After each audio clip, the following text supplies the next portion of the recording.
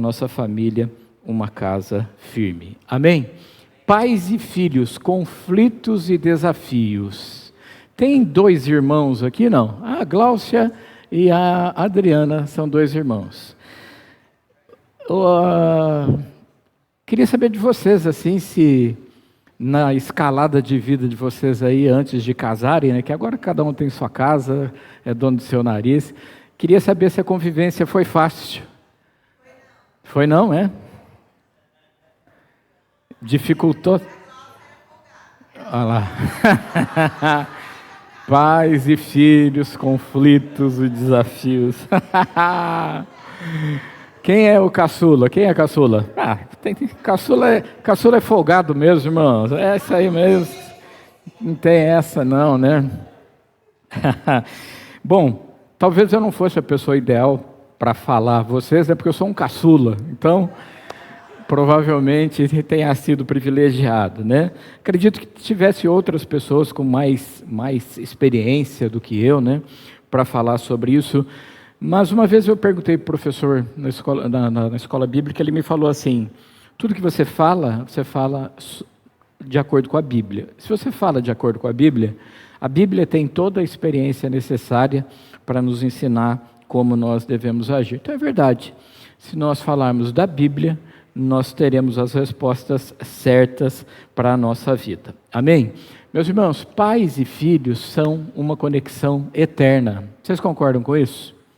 Eterna enquanto nós vivemos aqui, né? Depois que formos para a glória, aí é outra coisa. Mas é uma conexão eterna nessa terra onde nós estamos vivendo, né? Pais e filhos é essa conexão eterna. Os nossos filhos, né? Eles vão carregar e eternizar a nossa existência, vamos dizer por aí, né?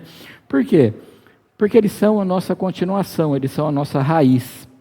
Na antiguidade isso era tão forte que o pai, ele poderia decidir sobre a vida ou a morte do filho. Poderia matar o filho. E não haveria penalidade nenhuma. Por quê? Porque se entendia que o filho era dele. Era uma posse, era uma propriedade dele. E ele tinha direito até mesmo sobre a vida física dos filhos. Mas os nossos filhos, eles vão perpetuar, eles vão levar a raiz familiar. O nosso nome é transmitido para os nossos filhos, não é mesmo? Como você chama, Sirliane? Quem é o Freitas aí? Olha lá, tá vendo? Vai levar o nome, o sobrenome da família, né? E quando você puxa nas árvores genealógicas, esse dia eu estava conversando com um pastor, ele falou árvore ginecológica. Eu falei, não, pastor, não, é genealógica. Quando você puxa na árvore genealógica, aí você vê que o nome vem de longe, e alguns nomes, eles sofrem uma adaptação para o país que eles estão, mas você vê que aquele nome veio de uma outra parte. O meu sobrenome é Fermino, tem uma raiz espanhola. Lá na Espanha tem a festa de São Fermino. Já ouviram falar, não? Família santa, hein, irmãos? É aquela festa dos touros, acho que não tem mais, acho que foi proibida, né? Que soltavam os touros e os touros. Eu sempre torcia por touro, não sei porquê, mas nunca assim vi um touro sobrevivendo, né? Mas vem de longe. Então, nós passamos o nosso nome para os nossos filhos, e eles passam para os filhos deles, né? E nós passamos também o nosso DNA. Vocês sabem o que é DNA?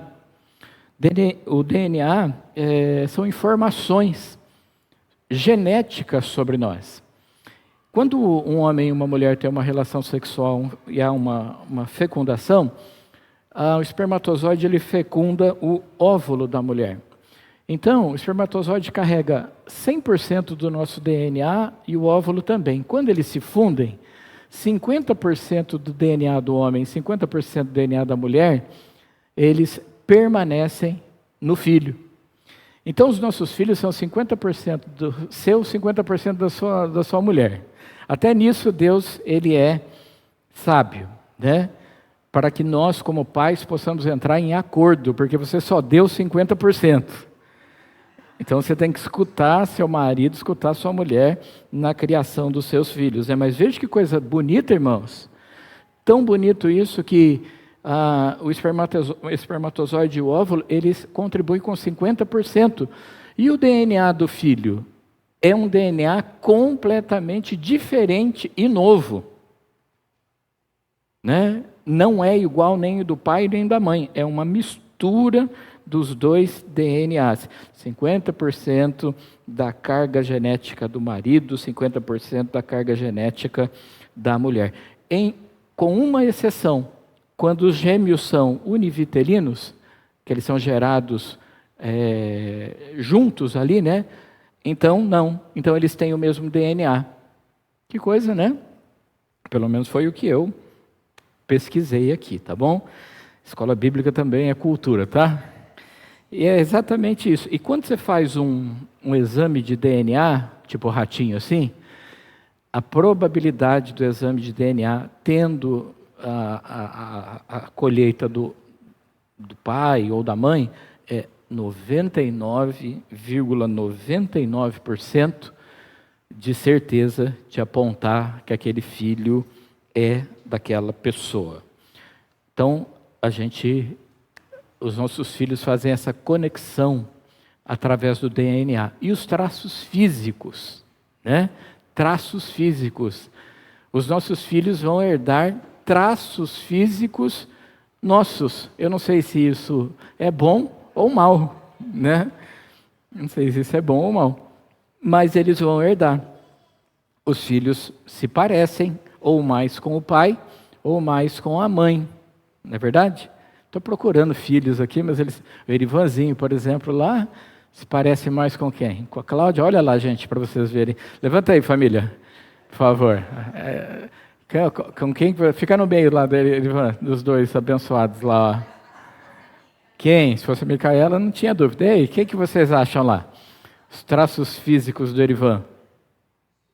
Cláudia ou Erivan? Ah lá, gente. Há controvérsias. Pode sentar aí. A mistura, né? O Gabriel também. O Gabriel é assim, ó, uma mistura entre eu e a Cris, né? Imagina.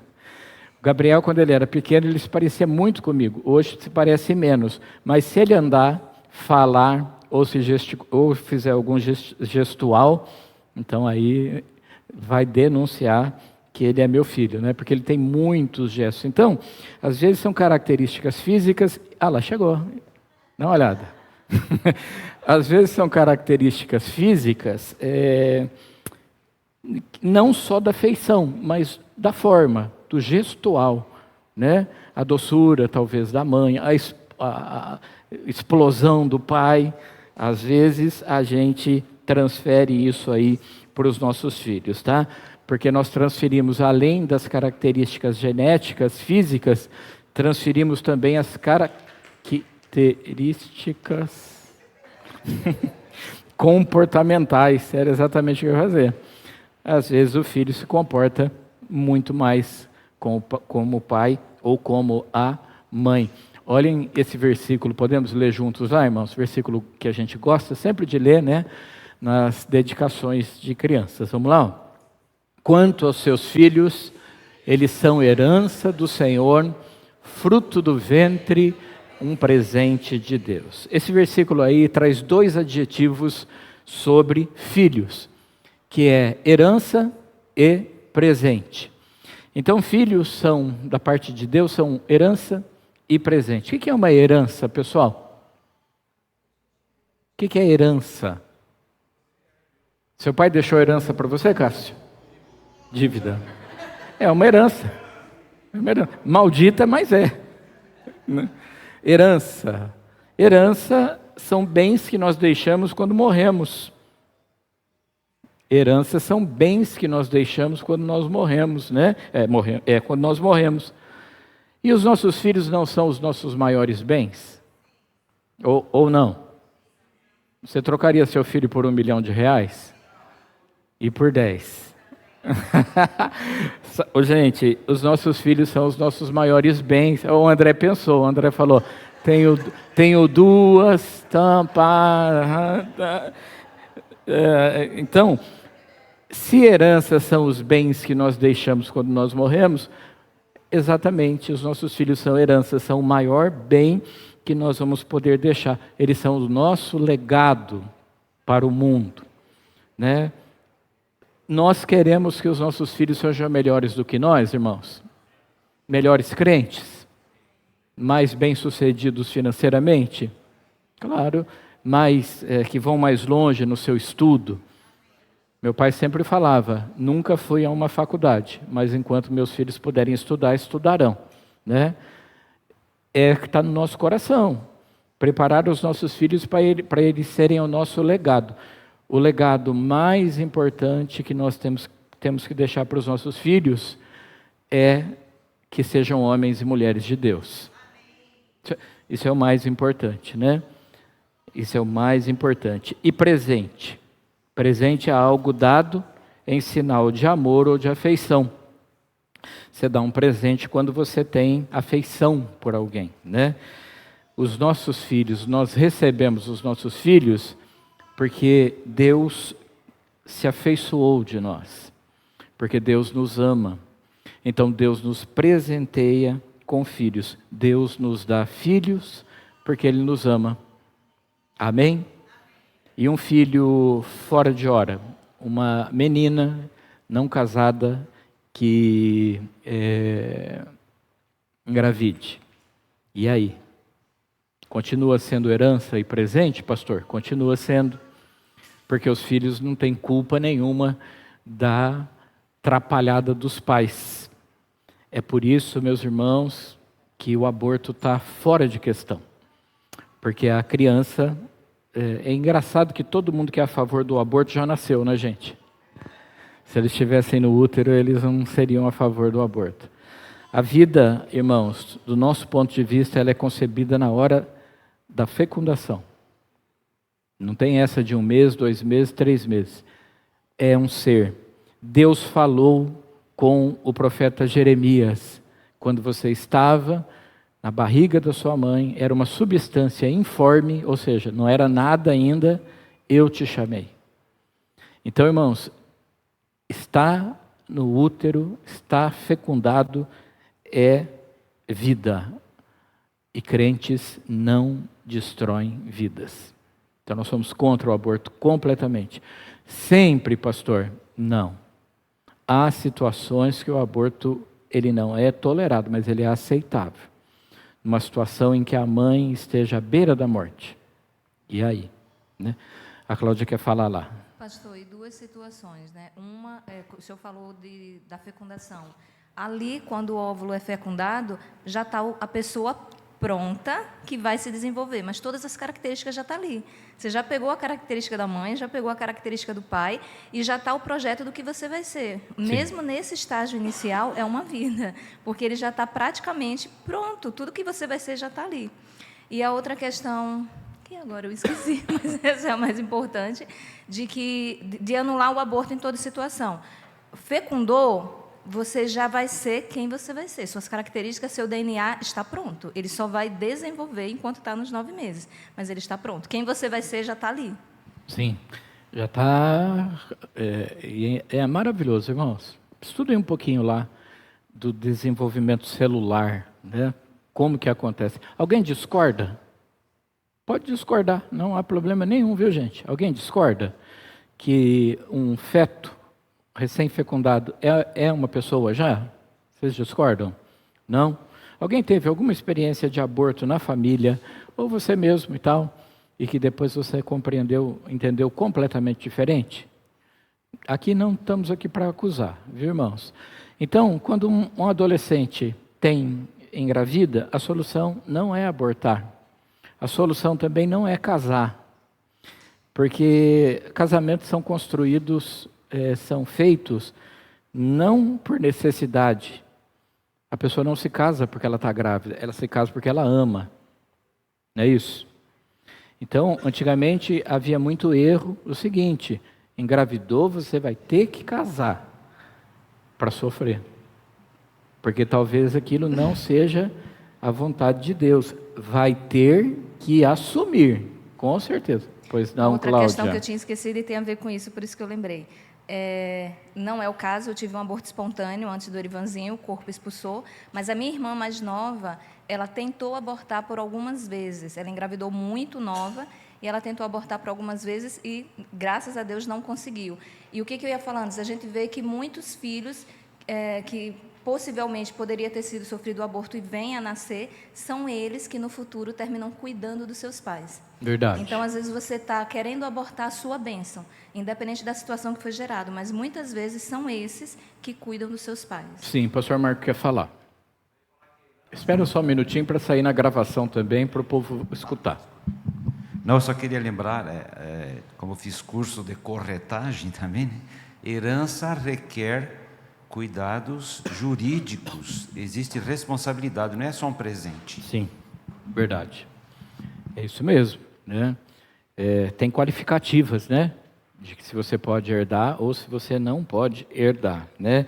Então, o que eu queria estabelecer é o seguinte, que relacionamento de pai e filho é uma conexão eterna, divina e abençoadora para a nossa vida. Amém, irmãos? Você está perto do seu filho aí, dá um abraço nele e diz, uma bênção na minha vida, filho.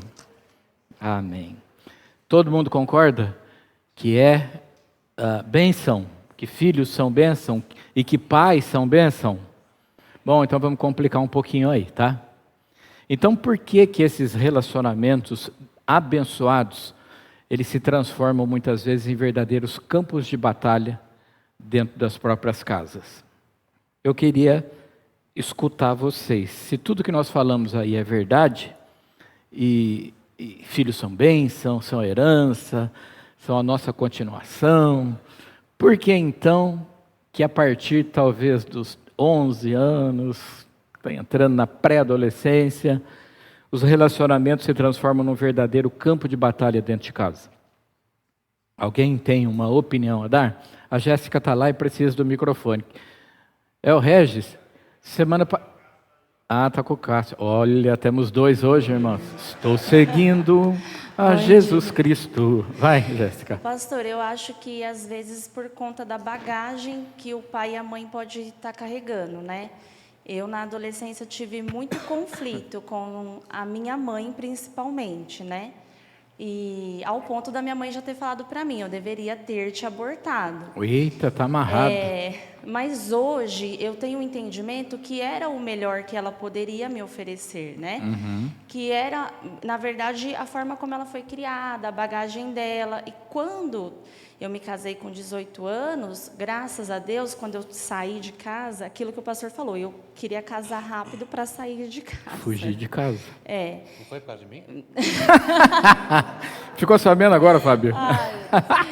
E aí o nosso relacionamento melhorou e com o amadurecimento eu fui entendendo as questões da minha mãe. Então eu acho que muito vem da bagagem do pai e da mãe também. Minha mãe sempre teve um relacionamento muito conturbado com o meu pai, de traições e tudo mais, e ela também descontava aquilo nos filhos, né? No caso, em mim e meu irmão mais velho. Sim. Acho que é isso. Eu acredito que os filhos só entendem os pais quando se tornam pais.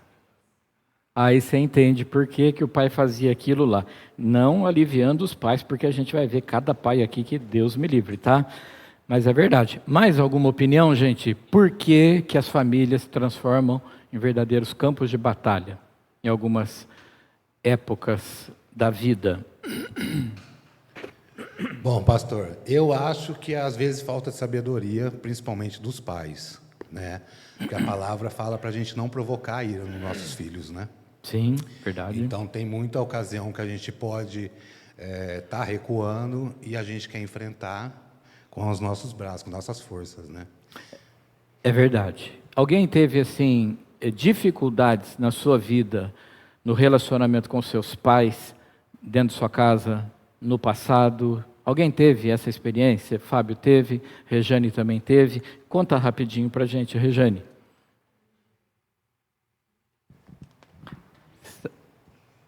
Pena que o Michel não está aqui, né? O Michel que é hábil nisso aí, né? Com a minha mãe eu não tive muito, mas eu tive muito com o meu pai, porque assim, eu cresci no lado estruturado e como ele batia muito na minha mãe e traía muito a minha mãe, eu meio que protegia ela. Então, eu evitava ter conflito com ela, porque, para mim, eu estava levando um problema a mais para ela. Mas eu criei dentro de mim um ódio muito grande pelo meu pai. Ao ponto de, como eu não tinha sabedoria nenhuma em Cristo, de orar para que Deus o matasse. Ou quando morria alguém conhecido, que eu achava que era uma pessoa boa, eu falava assim, nossa, tanta gente boa morre, o Senhor não leva ele, por quê? Né? Os nossos problemas estariam resolvidos se ele morresse, até eu conhecer a palavra. E quando eu conheci a palavra, aí as coisas foram mudadas, né? Eu comecei a ver, que foi o que a irmã falou, que nós carregamos uma bagagem que vem deles, mas eu comecei a pensar, e a bagagem que eles têm carregado?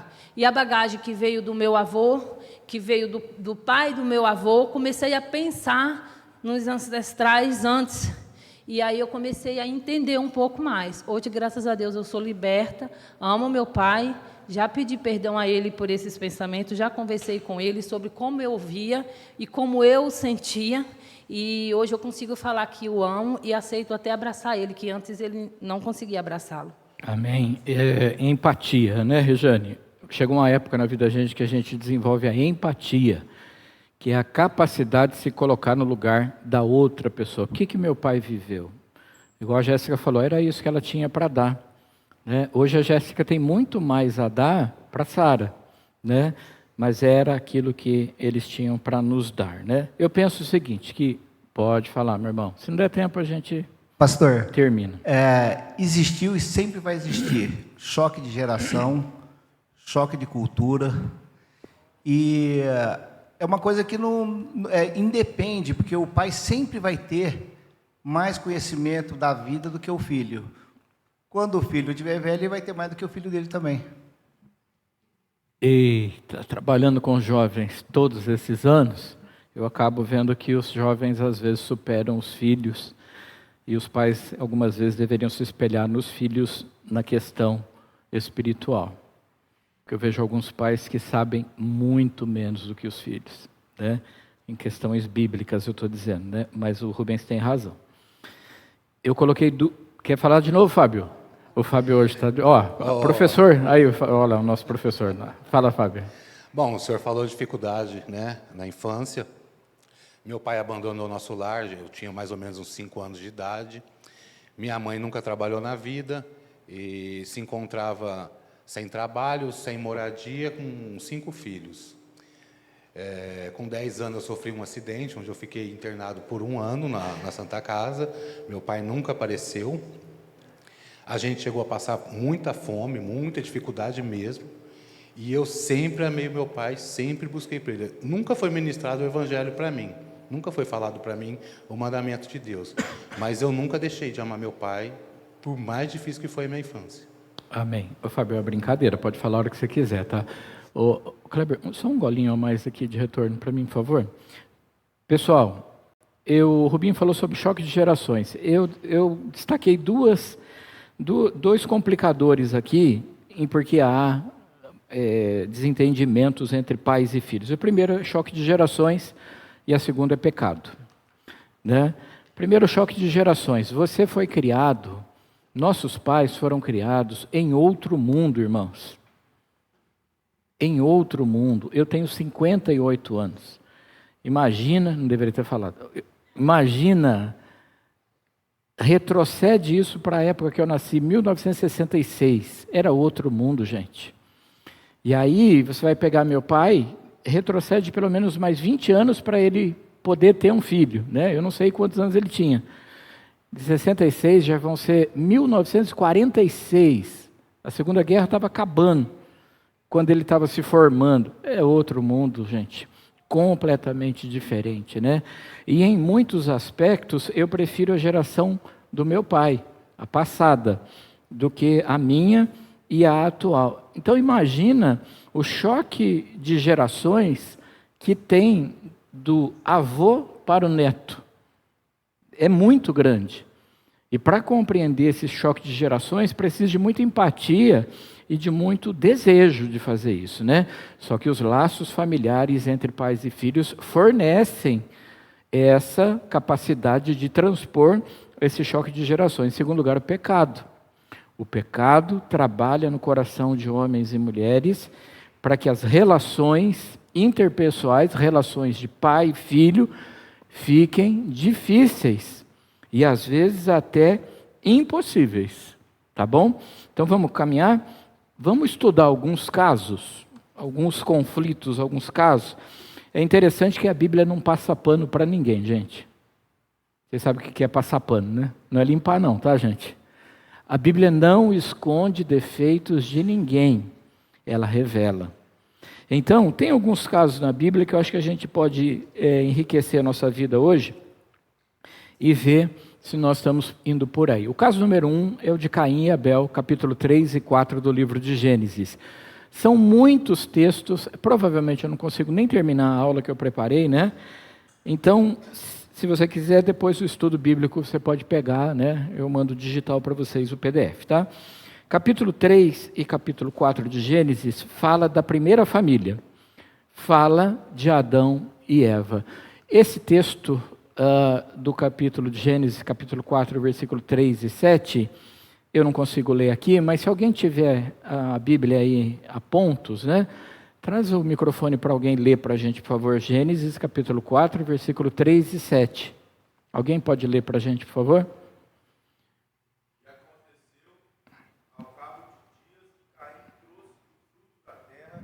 Uma oferta ao Senhor. Versículo 7. Se bem fizeres, não é certo que serás aceito? E se não fizeres bem, o pecado jaz à porta, e sobre ti será o seu desejo, mas sobre ele deves dominar. Acabou? 4 e o 7. De 3 a 7. Até o 7? Capítulo 4, de 3 a 7. Então, vou começar no 3, então. E aconteceu ao cabo de dias que Caim trouxe do fruto da terra uma oferta ao Senhor. E Abel também trouxe dos primogênitos das suas ovelhas e da sua gordura, e atentou o Senhor para Abel e para a sua oferta, mas para Caim e para a sua oferta não atentou. E irou-se Caim fortemente, e descaiu-lhe o semblante. E o Senhor disse a Caim: Por que te iraste? E por que descaiu o teu semblante? Se fizeres bem, não é certo que serás aceito? E se não fizeres bem, o pecado jaz à porta, e sobre ti será o seu desejo, mas sobre ele deves dominar. Isso aí, esse é o texto que a gente sempre lê quando lembra da história de Abel e de Caim. Não é isso mesmo, irmãos? Então, vocês já pensaram que esses dois irmãos jogaram bola juntos? Brincaram de carrinho? Eu estou trazendo para a nossa cultura. Vocês já pensaram que brincaram de pega-pega, de esconde-esconde? Porque foram crianças, foram criados juntos, com os mesmos pais. Né? No capítulo 3, você vê uma interferência do diabo, no capítulo 3 de Gênesis. No capítulo 4, você vê uma interferência de relacionamentos, de coisas de dentro do homem. No capítulo 3 tem uma interferência de fora do homem, que é o diabo. E é claro que entra o pecado. No capítulo 4, o diabo nem precisa agir muito, porque o homem já está se deteriorando. Veja como o pecado é. O pecado, ele vai deteriorando as condições morais e espirituais do ser humano. No capítulo 4 tem esse assassinato. O primeiro assassinato da história, depois que o pecado entrou, demorou um capítulo. O primeiro assassinato.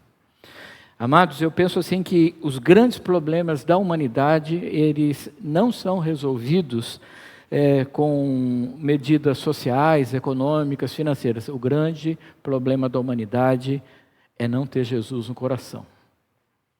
Porque quando nós temos Jesus no coração, temos uma atitude diferente, uma atitude diferenciada. Foi o que os dois falaram ali. Eu não tinha Jesus naquela época. E qual é a primeira situação aí que esses dois irmãos nos revelam e que pode estar na sua casa ou já esteve? É a competição entre irmãos. Já vivenciaram isso algum dia? Competição entre irmãos? Irmãos que competem pelo amor do pai, pelo amor da mãe? Irmãos que competem para serem melhores do que os seus próprios irmãos? Qualquer tipo de competição. E eu coloquei aqui, esse eu leio. A rivalidade entre irmãos remonta quase do começo dos tempos, começando com os 2 primeiros irmãos mencionados nas Escrituras, Caim e Abel. Encontramos outras rivalidades entre irmãos na Bíblia, incluindo rivalidades entre irmãos na Bíblia, incluindo Ismael e Isaac, Esaú e Jacó, Lia e Raquel, José e seus irmãos e Abimeleque e seus irmãos. Em cada caso, essa rivalidade levou um ou mais irmãos a atitudes erradas. Pessoal, vocês já viveram essa questão de competição dentro da casa de vocês? Eu sempre gosto de trazer para as nossas práticas, né? Vocês já viveram entre irmãos? Alguém já teve problema entre irmãos competindo? Deixa eu perguntar uma coisa para vocês, talvez assim escandalize. Incentivar a competição entre irmãos é bom ou é ruim? Sempre ruim?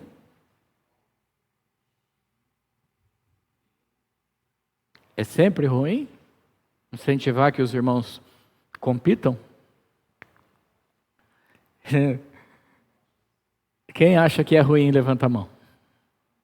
Vixe, é a grande minoria. Quem acha que é saudável uma competição no nível aceitável? Não de matar ninguém, né? Mais um grupo fala, e o outro não levantou nem abaixou, ficou no meio termo e tudo bem. Gente, a competição é uma das maneiras de crescimento. Um dos mecanismos de crescimento é a competição.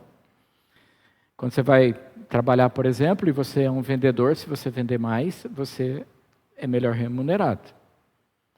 Se você estudar mais que o outro, você vai ter uma formação melhor. Eu repito a pergunta para você, será que é sempre errado estimular? Quem aqui disse para o filho, se você tiver boas notas, no final do ano eu vou te dar um presente? É interessante que a Vanessa falou, é a Vanessa que falou? Não faz mais que obrigação? É provável que sua mãe tenha falado isso para você também, né? Não faz mais que obrigação. Alguém já falou? Estuda aqui no final do ano. Eu também. Também já falei. Né? Uma motivação, um incentivo. Mala branca do futebol. Né? Essa competição aqui, irmãos, infelizmente, ela teve um desfecho ruim. Dá uma olhada, por exemplo. Ó. Começou com uma competição que levou a uma rivalidade. Pessoal, eu acho que uma dose de competitividade entre os irmãos que não leve à rivalidade, eu acho aceitável. Esse é o problema.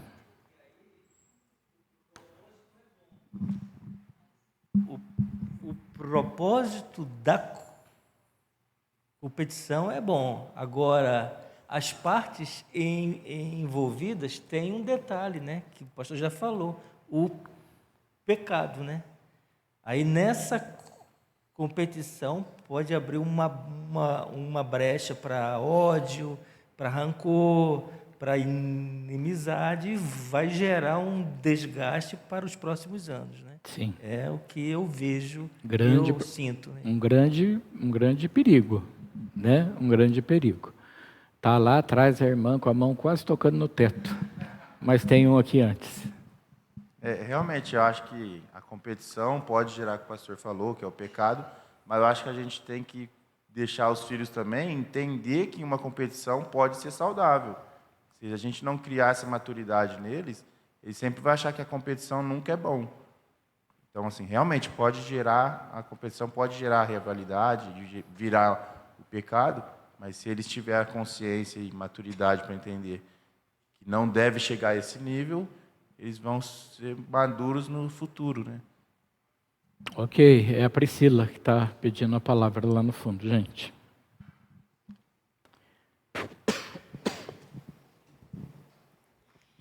Eu entendo que Para a gente incentivar os nossos filhos a ter essa maturidade de competição saudável, nós precisamos estar saudáveis também para acompanhar, né? E não deixar que esse nível se eleve. Eu acredito que para gerar esse nível de competição a gente precisa ser sábio, né, para acompanhar. Ok. Pessoal, é um tema muito polêmico, acho que você deve orar a Deus, e se você achar que você não tem controle, você não consegue moderar essa competição, então acho que é melhor você nunca incentivar isso, né? Por outro lado,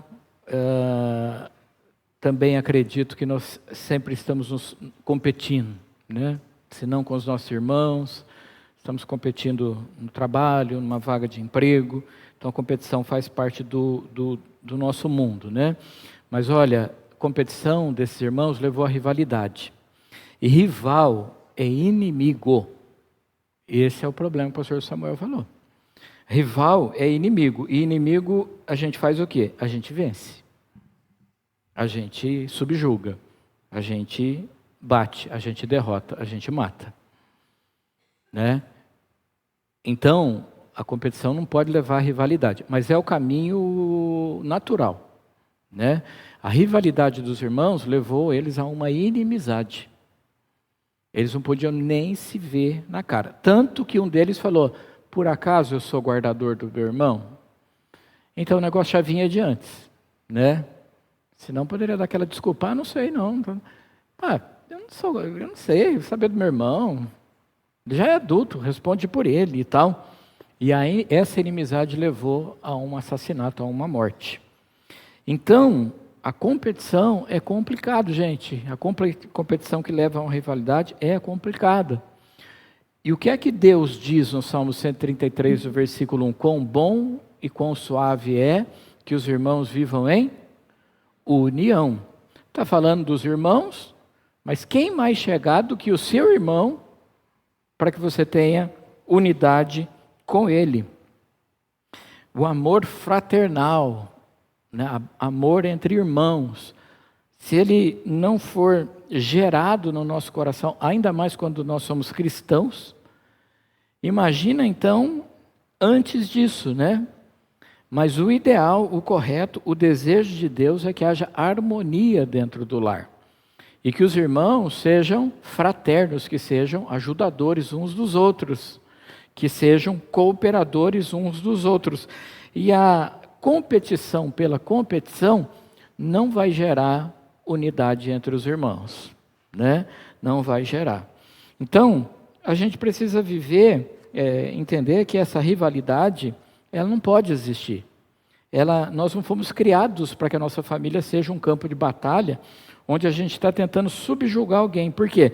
Porque isso vai levar à inimizade e vai levar à morte. O final vai ser a morte. Infelizmente, irmãos, esse arco aí está presente em muitas casas, sabe? Você sabia que existem pais que competem com filhos? Existem pais que competem com filhos.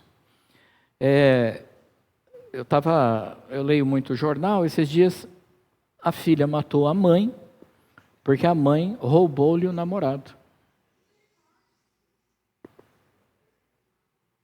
Não eram crentes? Eu acho que não. Roubou o namorado. Filhos que competem com pais. Pais que querem competir com filhos, né? Não pode ser assim, gente. Porque o nosso trabalho, né? Nosso trabalho não é gerar nos filhos um caráter cristão. Os versículos estão ali, eu não consigo, faltam meia hora para a gente terminar a nossa aula, então não consigo. Mas em Mateus capítulo 22, sabe o que a Bíblia diz? É Jesus falando sobre os 2 maiores mandamentos. Jesus dizendo, amarás o Senhor teu Deus como a ti mesmo, amarás o Senhor teu Deus acima de todas as coisas, todas as tuas forças e tal, e ao teu próximo como a ti mesmo. O único jeito de fazer com que irmãos não sejam adversários dentro de casa é através do caminho do amor. Você tem que amar seu irmão. Mas ele é um folgado. Ela é uma folgada. Eu trabalho, compro minhas coisas, quando eu vou procurar o meu perfume, acabou, porque a bonita usou tudo. Guarda em outro lugar, escondido. Compra um pior, deixa lá, e o que você gosta, deixa em outro lugar. A gente precisa gerar esse caráter cristão. Foi o que Jesus falou. Jesus falou o seguinte: ama a Deus e ama o seu próximo. Escola bíblica é isso, irmão. Escola bíblica não é pregação, não é eu dar a minha opinião. Escola bíblica é dar a opinião da Bíblia, tá? Amar. Milena, você ama a Anne? Não, ela fez assim, não, amo. Ela falou, amo, eu amo. Duas mulheres, então, né, assim. Gente, amar. Amar é o caminho, né? A casa tem que ser um lugar onde os filhos aprendam a amar. E os filhos aprendem a amar com quem, irmãos? Se você não tem amor, se você não ama, se é na ponta da espora, na sola da bota, como diz a música, seus filhos não vão amar ninguém. Eles vão ser assim também, né? Eles vão ser dessa forma. E Provérbios, capítulo 10, versículo 12, né? E por que amar, irmãos? Porque a Bíblia diz que o amor encobre as transgressões, que o amor cobre todas as transgressões. Provérbios 10, 12 é um versículo que eu queria ler, mas não coloquei lá. Alguém pode ler para a gente? Provérbios 10, 12, acho que é esse, que fala que o amor cobre multidões de pecados. Eu acho que é esse aí. É esse? Lê para mim, por favor, Daniel. Cobre todos os pecados. Isso cobre, inclusive, a rivalidade entre irmãos, tá? E quem ama, supera. Quem ama, supera. Quem ama, supera. Não é quem ama, separa. Quem ama, supera. Então, o amor nos dá a capacidade de superar dificuldades com os nossos irmãos, com os nossos pais, a ponto até da gente entender por que eles são daquele jeito e até tentar ajudá-los nas suas dificuldades, né? Quem ama supera, e superar é prova de caráter cristão. É prova de caráter cristão. Se teu irmão tem alguma coisa contra você, vai tu a ele. Não é ele tem que vir até você. A Bíblia diz que se o seu irmão tem alguma coisa contra você, você deve ir até ele. Sabe uma coisa, gente? Eu posso ir com a aula até meio-dia, não? Já, o Rubinho quer falar, tá? Dons do Espírito. Quantos acreditam em dons do Espírito aqui, irmãos? Também acredito muito, né? Mas você sabia que o dom do Espírito não muda o caráter de ninguém? Dom não muda caráter. O cara pode ser cheio de dons, mas o caráter é ruim. Sabe o que muda caráter? O fruto do Espírito. E o fruto do Espírito pode ser aprendido. Você pode aprender a ser longânimo. Em caso é que você é longânimo com todo mundo dentro da sua casa, você é pavio curto. Então os filhos não vão aprender o fruto do Espírito com você de longanimidade. Não vão. Nós precisamos aprender isso. Binho, pode falar. Pastor, eu jogava a ponta direita, futebol, né? E meu irmão era lateral esquerdo. E meu pai incentivava muito essa competição no futebol, né? E meu irmão marcava eu. Então, de cada 10 bolas, eu apanhava 6 e passava 4. Um outro dia eu fui jogar contra um outro time, meu irmão jogou para outro time, e o rapaz viu que eu partia para cima toda hora, o rapaz falou para o meu irmão, na próxima deixa ele passar que eu vou quebrar ele. Meu irmão pegou e bateu no cara na hora. Eu posso bater, você não. Amor entre irmãos, né? Eu bato, você não bate não, mas eu bato, né? E, gente, isso aí é uma coisa que nós precisamos aprender bastante, tá? A competição, a rivalidade entre irmãos, ela só dá para ser combatida com amor, né? E até dentro de casa, né? O filho que está competindo com o pai, competindo com a mãe, para ver quem tem mais autoridade dentro de casa. Quem tem mais autoridade dentro de casa, irmãos? O pai. Mas você já cedeu para alguma coisa que seu filho torrou a sua paciência? Sim ou não?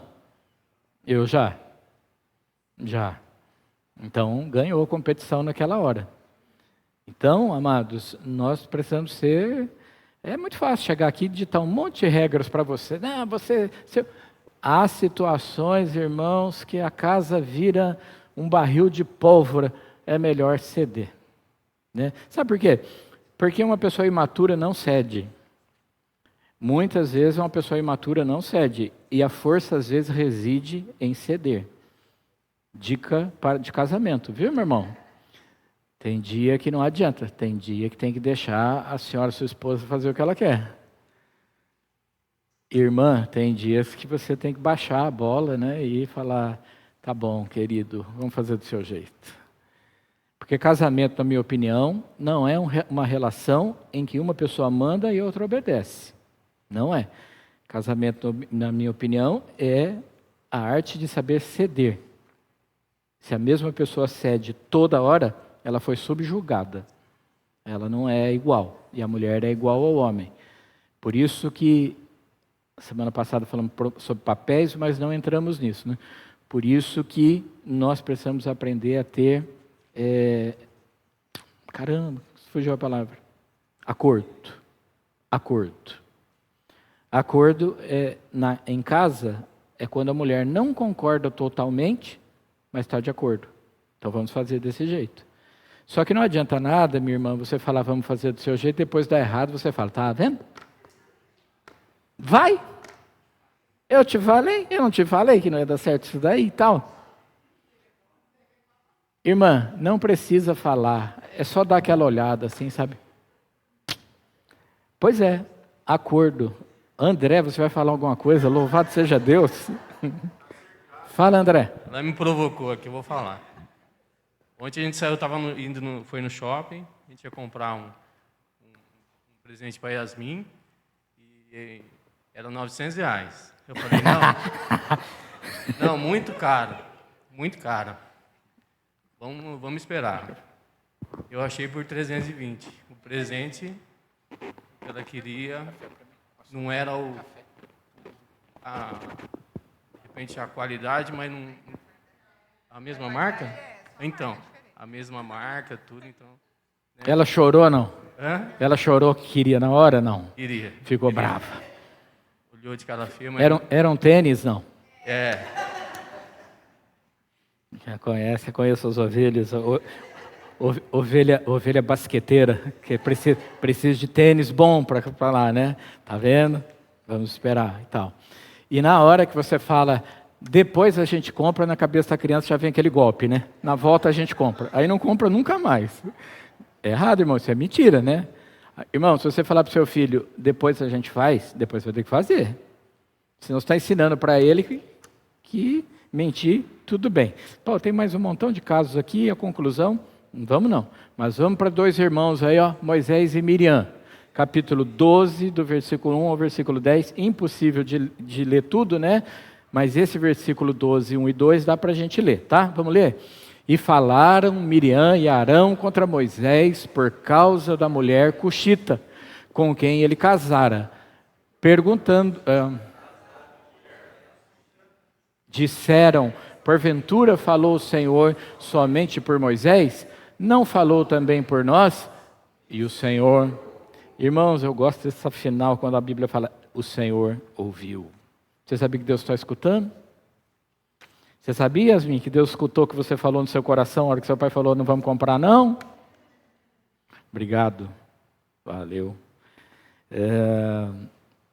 É interessante essa história desses 2 irmãos, que a Bíblia diz que falaram quem? Miriam e quem teve lepra. Mas foi os 2 que falaram. Por que Miriam só que teve lepra? Porque a ideia foi dela. Porque a ideia foi dela. Ela que chegou para o irmão e falou assim, escuta, tudo errado, hein? Não está na Bíblia, viu, irmãos? Dedução lógica. Deus não iria punir uma pessoa só se não tivesse partido dela, né? Esse aí é um motim que 2 irmãos fazem contra um terceiro. e eles estão com inveja. Ela está com inveja, né? É aí, ela está com inveja. E a inveja é uma causa de grandes conflitos dentro do lar. Sem motivação alguma, um dia Miriam ficou indignada pelo fato de Moisés ter se casado com uma mulher negra, Zípora. Sua insatisfação sai das raias da discriminação racial e evolui para o questionamento da liderança do irmão Moisés. Percebemos que seus desarranjos étnicos, é isso aí? Eram apenas uma desculpa para que ela destilasse toda a inveja que nutria no seu coração. E é interessante que ela chama Zípora de Cuxita. Cuxita era um povo negro, e Zípora é midianita, era um povo que não era negro. Então, ela está desdenhando da mulher de Moisés para atacar Moisés. E eu não sei vocês, mas assim, eu aguento coisas completamente assim, gigantes, mas se for dirigido à minha mulher ou ao meu filho, então as coisas são um pouco mais complicadas. Acho que vocês são assim também. Sabe por quê? Porque hombridade é uma característica do homem, e principalmente do homem casado, de defender a sua casa, a sua mulher e a sua família. Se está todo mundo falando mal de mulher, você fala mal da sua também, você precisa rever seus conceitos cristãos. Tá? Mas aí o que acontece? Ela está brava por um monte de coisa, e a gota d'água é que Moisés casou com uma mulher cuxita que não era cuxita. Ela inventou uma situação para poder questionar a liderança de Moisés. E Deus tinha colocado Moisés lá.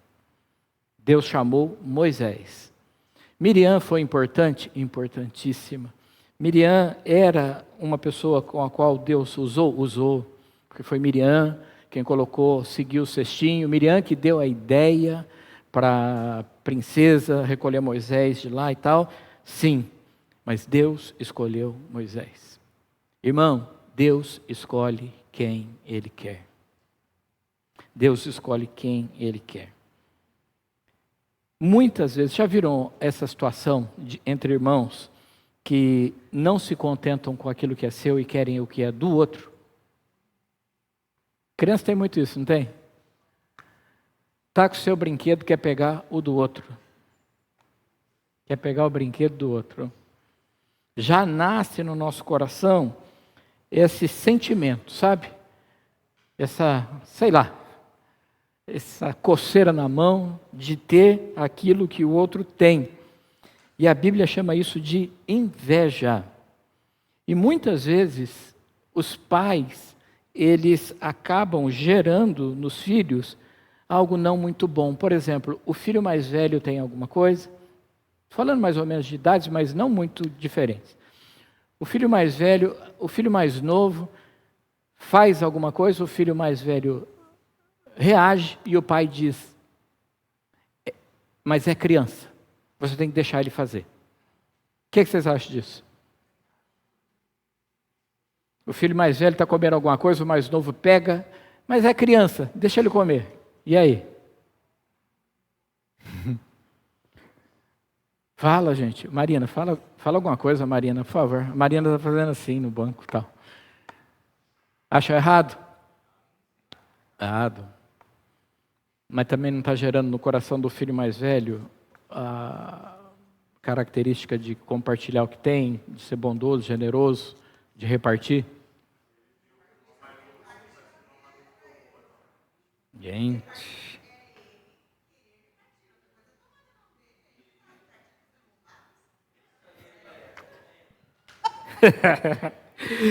Gente. Para repartir, ele tem que decidir repartir. Agora, quando tiram da mão dele, ele foi roubado daquilo que ele tinha. Não pode. Tem que pegar e falar para o filho mais novo, então, ó, você não pode. E aí tem que falar para o mais velho, você quer dividir? Né? Ou então, mas assim não, tadinho. Os irmãos mais novos, eles são mesmo, mas... Eita! Pega essa! Pega, Mariana! Pega essa, Mariana! Vai, Glaucia! A réplica agora, você, Glaucia. Mas, Adriana... Tá vendo? Sobre a nossa relação primeiro, depois eu falo das duas que eu tenho em casa. A Adriana já me colocou no formigueiro quando eu era pequena, porque eu não gostava de mim, tinha inveja, porque eu era mais nova. E minha mãe também acabava protegendo a mim. E aí ela ficava com essa raiva de mim. Então ela já me colocou no formigueiro, já me jogou da escada, mas ela já pediu perdão. Nazaré. Ela já pediu perdão, mas ela... Nazaré empurrou da escada. Ela fazia umas coisas assim. Agora, em casa, assim, com a Yasmin... A Yasmin, quando era pequena, ela quebrava todos os brinquedos da Ingrid. Tudo. Ela chegou, assim, botando a casa abaixo. Então, a Ingrid, eu falava assim, filha, o que você não quer que quebre, o que você tem um apego, você esconde, porque a sua irmã quebra. Então, ela já deixava... Ela já sabia, então, o que podia, teoricamente, quebrar, ela deixava fácil. Porque a Yasmin quebrava boneca, carrinho, tudo. Ela tudo que podia, que não podia. Os filhos são muito diferentes, as características. Veio uma bem calminha primeiro para incentivar até a segunda. Aí a segunda veio para fazer o furacão no lar. Não, o terceiro eu não sei como é, porque eu não tive. No caso dessa família aí, ó, a inveja levou à rebelião. A rebelião levou ao juízo de Deus. E o juízo de Deus levou a uma punição contra aquele que começou o grande problema. Pessoal, é injusto você mandar o filho mais velho dar o que é dele para o filho mais novo. Ninguém mandou você ter 2 filhos. É injusto. Você sabe o que você vai gerar no coração dessa criança? Um sentimento de que você gosta mais, e isso é assunto para frente, do menor do que do maior. Se é do filho maior, é do filho maior. Você pode ensinar ele bondade. Quando você não estiver brincando, empresta para o seu irmão. Ok. Mas não pode, gente. Não pode porque, assim, o filho mais novo vai ser incentivado a ser um egoísta, egocentrado nele, chantagista. Irmãos, crianças já nascem, quando começam a falar, começam a fazer chantagem. Quer você queira ou quer você não queira. Chantagem. Tentam jogar os pais um contra os outros. Mas minha mãe deixou. Sua mãe deixou, mas quem manda nessa casa sou eu. Pronto, acabou. E a mulher escuta lá, que quem manda é você. Aí pronto, pastor. Viu, pastor? O que você falou? Isso aí. Agora vamos olhar para um outro cenário, né? Agora filhos já com 30, 40 anos, irmãos, né? Que já tem a sua casa, já tem uma profissão, já tem um nível de vida econômico. E aí quando algum irmão não consegue crescer financeiramente, né? Por alguns motivos, e aí é brecha para essa inveja, né? Então, não apenas no tempo de criança, mas no tempo de adulto, né? Sim. E a gente tem que, como filhos, né, com uma idade mais acima, né, 30, 40, 50, quando você já tiver com a sua vida estabilizada, ter muito cuidado, né? E às vezes um irmão é mais próspero que o outro, o irmão desenvolve mais áreas do que o outro, e é uma coisa que a gente também, mesmo na fase adulta, a gente precisa estar bem atento, né? Sim. Porque isso pode criar brecha para afastar irmãos, né? Sem dúvida. Pessoal, a inveja destrói o sentimento de contentamento. Nunca o que você tem é suficiente. O que é do outro, você vai querer também. Vai ser sempre melhor, né? E aflora o egoísmo no coração do ser humano. Já perceberam o seguinte, que algumas pessoas, quando querem alguma coisa, quando compram, perdem o interesse por aquilo? Já perceberam? Quer um vestido? Compra. Usa uma vez, não usa mais. Eu tenho um amigo, isso não sou eu não, gente? Um amigo que diz assim, Reinaldo, você sabia que as mulheres, elas não se vestem para elas se vestem para as amigas? Não sei se é verdade. Eu falei que não sou eu, irmã. Por favor. Eu já coloquei na conta de outro e tal. Isso é um sentimento ruim, né? A inveja é um pecado, é cobiça. Invejosos são cobiçadores. Olha o desfecho, né? Essa aí é a síndrome de Miriam. A síndrome de Miriam consiste nisso, de invejar, fazer um partido, né? Depois a rebelião se rebela contra, né? Por causa da rebelião leva o juízo de Deus. A Bíblia diz que o invejoso nunca prosperará. Leva a rebelião, e aí a rebelião leva à punição. Arão não foi punido, Miriam foi punida, né? Ela era tão importante quanto Moisés, mas ela deveria respeitar, admirar e ajudar o irmão na sua tarefa, na sua missão, porque Deus havia colocado Moisés. E olha, a Bíblia diz que Deus ouviu. E a hora que Deus escuta, Deus fala: Moisés, busca Arão e Miriam lá e venham aqui que eu quero falar com vocês. Vem para a salinha, minha salinha aqui. Quando chega lá, Deus diz a Miriam, fala para Miriam olhar, colocar a mão dela em tal lugar. Ela coloca, fala para ela olhar. Quando ela olhou, a mão dela estava leprosa. E sabe o que Moisés faz? Não, e Miriam é segregada, levada para fora da congregação. Porque Deus não admite isso, irmãos. E você sabe o que estava em jogo? Não era a autoridade de Moisés, era a autoridade da nação. Porque Deus estava construindo regras para a nação. E Miriam estava se rebelando não contra Moisés, mas contra Deus. A Bíblia diz que o pecado da rebelião é igual ao da feitiçaria. E aí, o que acontece? O que Moisés faz? Ora por Miriam. Amado, resolver problemas de inveja precisa de bastante oração. Precisa de bastante joelho no chão. E eu diria mais algumas coisas assim, seja justo com a situação. Escute os dois lados.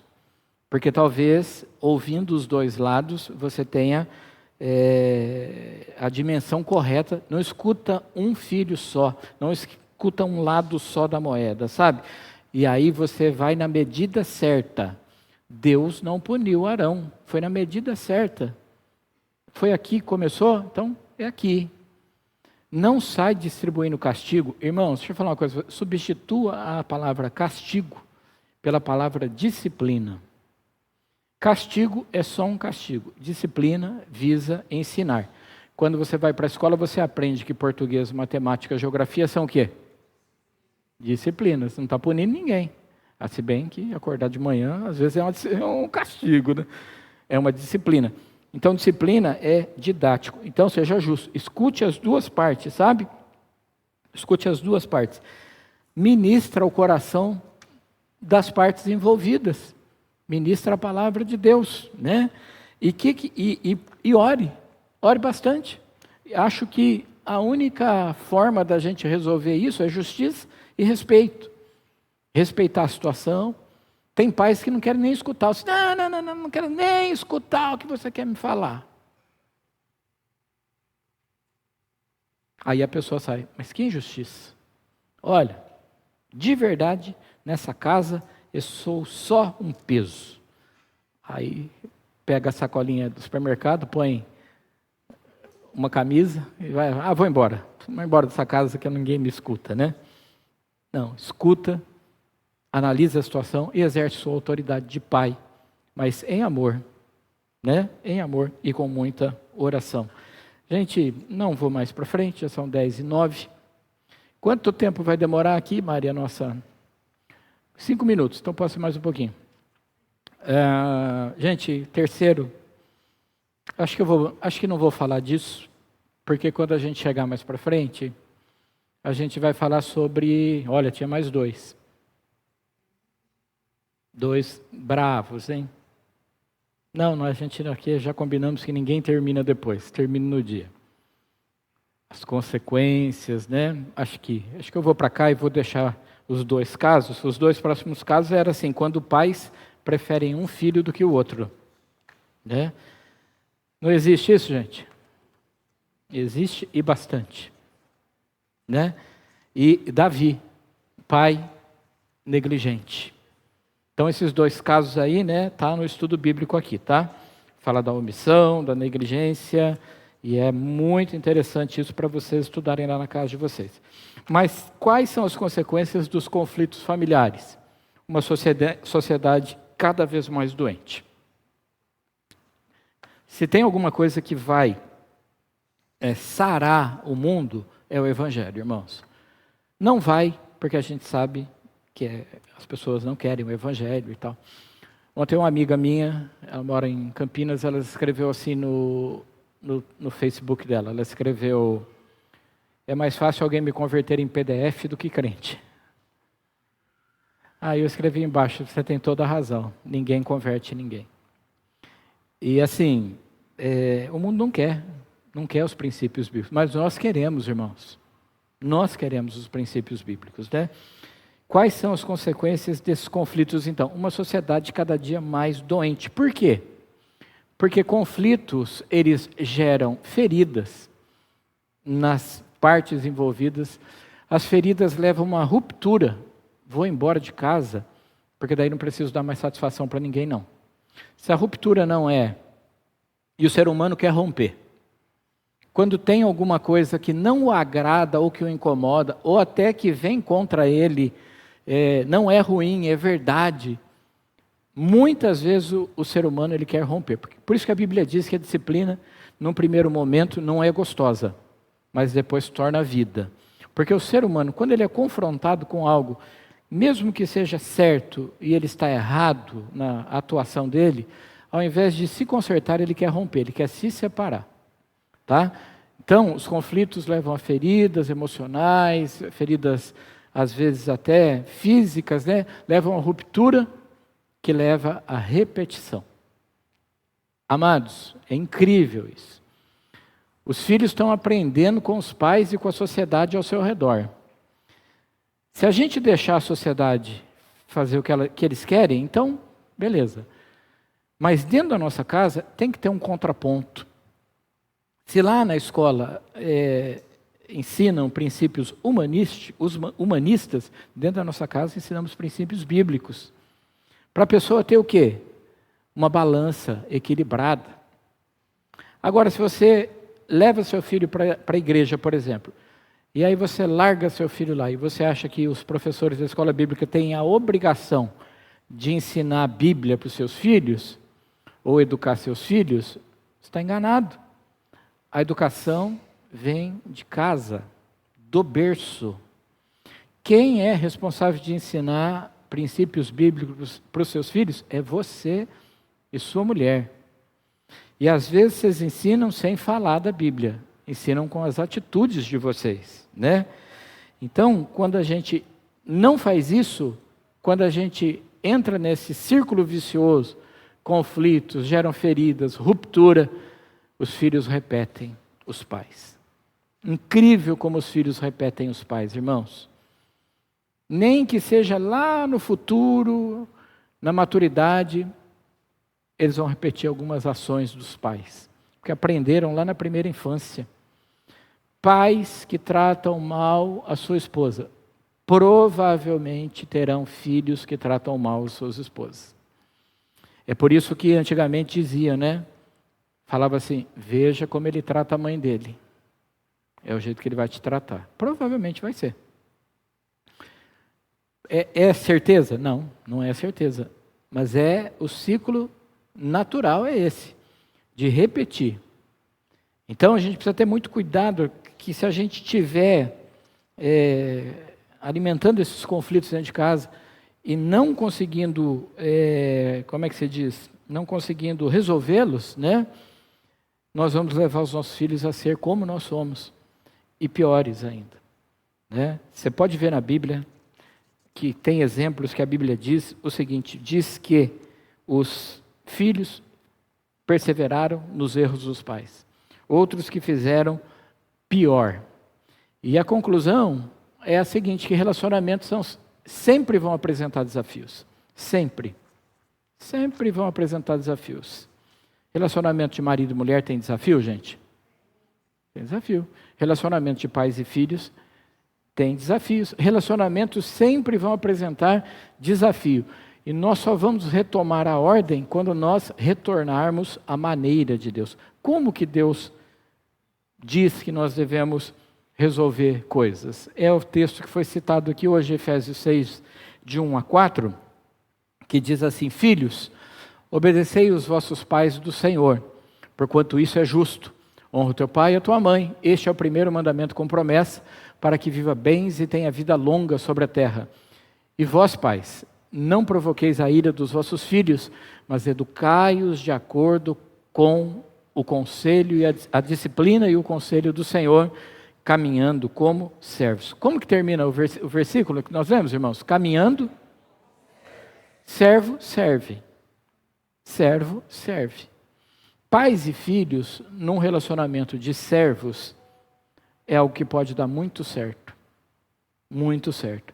Mas a Bíblia fala de duas coisas aí, de duas características, né? Fala de duas vertentes. Fala de filhos e fala de pais. Aí nesse texto que nós lemos aí de Efésios capítulo 6.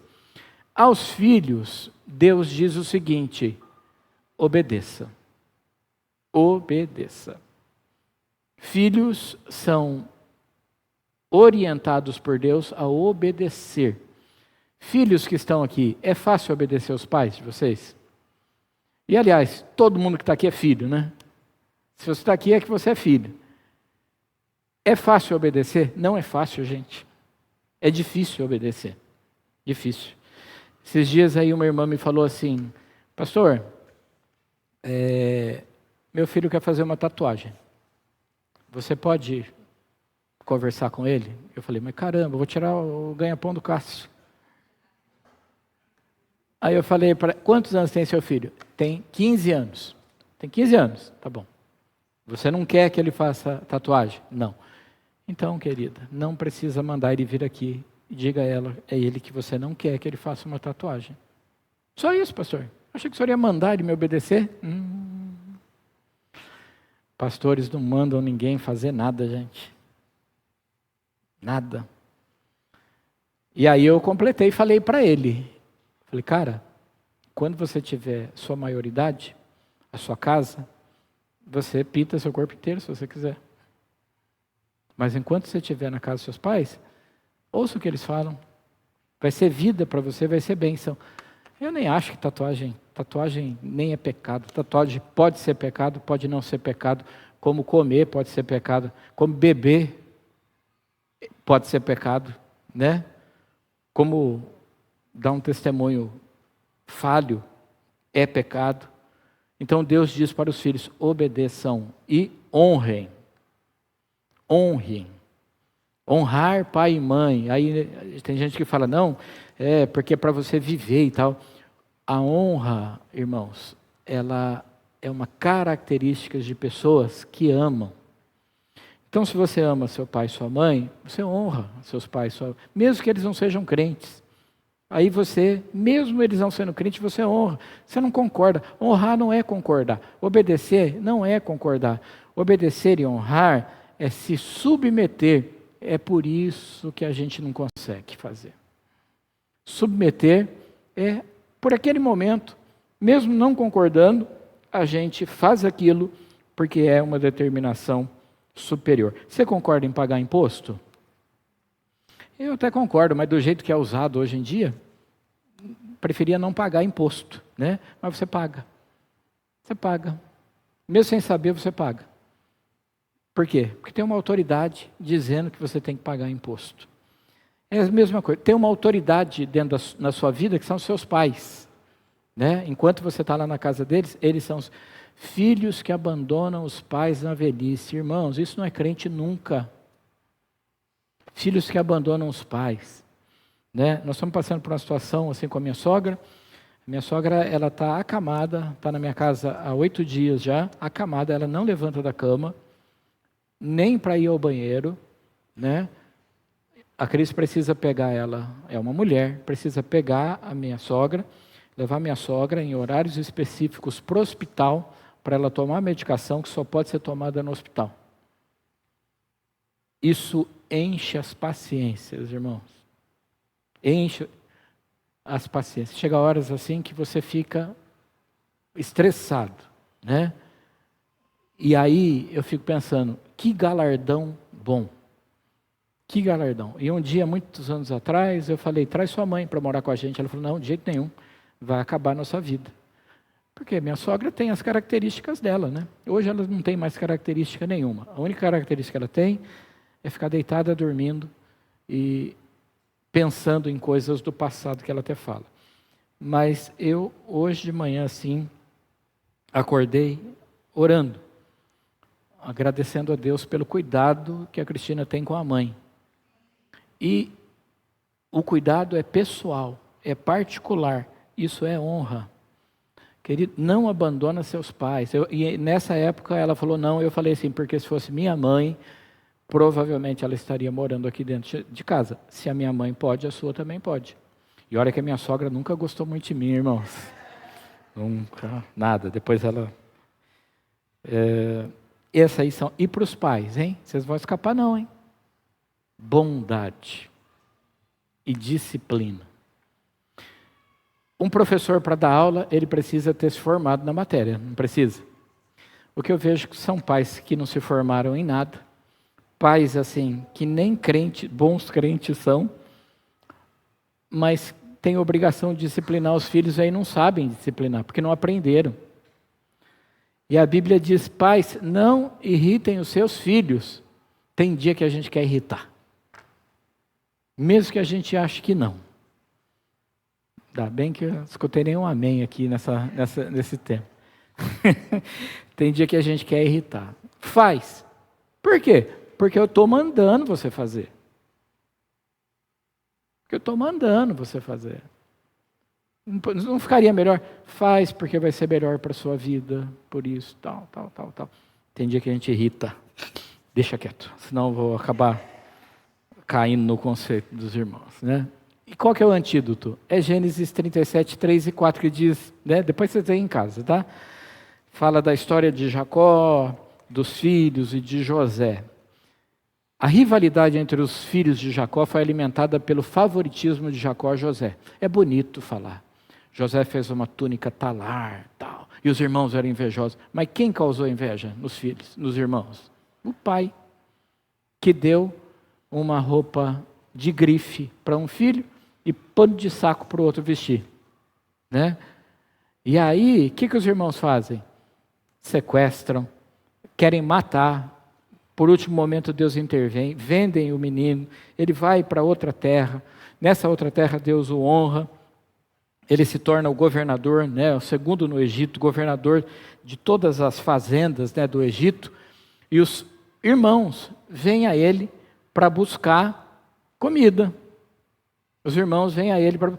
Se cumpre lá a profecia de que os fechos se inclinariam, né? E até o sol e a lua, que era o pai e a mãe, se inclinariam. Como é bonito isso, né? E José está com o coração bem amargurado, sabe, gente? Tanto que ele bola um estratagema. É incrível que os irmãos não reconhecem o irmão quando vem. Por quê? Porque ele está aculturado. Ele está com o olhinho egípcio, ele está com a pintura egípcia, ele está com aquele turbante do faraó, ele está com o brasão do faraó, com o cetro do faraó. Os irmãos não o reconhecem. E o coração de José vai ficando inclinado, partindo da revolta, da mágoa com os irmãos, para o perdão. E a Bíblia diz que José, depois de escutar toda a história, ele fala para os irmãos saírem e que ele vai para a sala dele, e a Bíblia diz que ele chora. Chora, chora e chora. E aí Deus, quando ele volta, ele se revela. Ele fala, sou irmão de vocês. E ele diz algo, ele diz assim, tudo o que aconteceu porque Deus tinha um plano. Deus conservou a minha vida para conservar a vida de vocês. E aí acaba. Irmãos, perdão. Perdão é o antídoto para qualquer conflito familiar. Quer ter uma casa firme? Perdão. Perdão. Você está com algum atrito com o seu marido, com a sua mulher? Pede perdão. Vá lá. Quem pede perdão primeiro é primeiro abençoado, irmãos. E a gente fica, não vou pedir perdão. Não vou pedir perdão, não vou pedir perdão, não vou pedir perdão, não vou pedir perdão. Não fiz nada. O perdão é o antídoto. Você não consegue brigar com uma pessoa que não quer brigar. Consegue? Dá raiva, não dá? Nossa, eu queria que ele respondesse. Que aí eu ia falar tudo que está entalado. A pessoa não fala nada, acabou o argumento. O perdão, o amor e o perdão é um antídoto para um bom relacionamento de irmãos, de pais com filhos, na igreja. Se nós tivermos amor e perdão no nosso coração, o Senhor nos constituirá como uma casa firme. Ele firmará a nossa casa. Amém, irmãos?